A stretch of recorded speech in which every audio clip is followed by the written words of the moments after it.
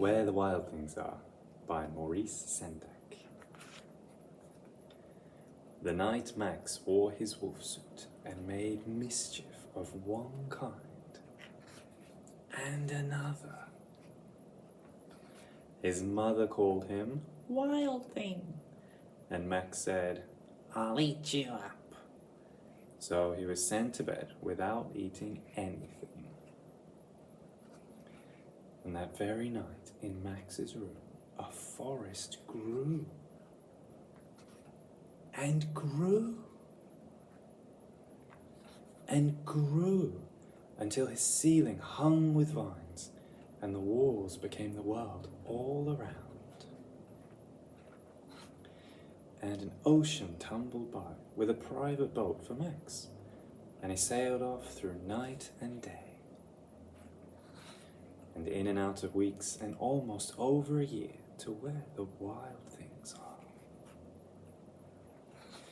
And when he came to the place where the wild things are, they roared their terrible roars and gnashed their terrible teeth and rolled their terrible eyes and showed their terrible claws.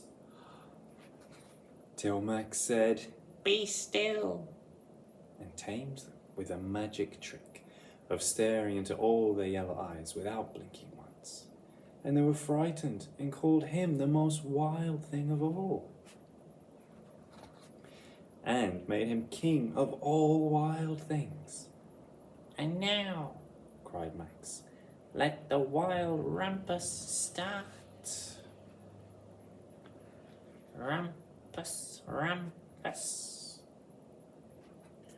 Rumpus, rumpus. Rumpus, rumpus." "Now stop," said Max, and sent the wild things off to bed without their supper. And Max, the king of all wild things, was lonely and wanted to be where someone loved him best of all. Then, all around from far away across the world, he smelled good things to eat. So he gave up being king of where the wild things are.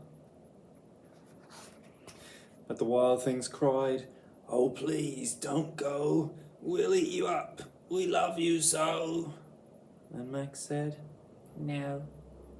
The wild things roared their terrible roars and gnashed their terrible teeth and rolled their terrible eyes and showed their terrible claws.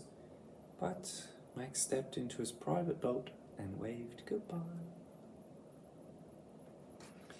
and sailed back over a year and in and out of weeks and through a day, and into the night of his very own room, where he found his supper waiting for him. And it was still hot. The end.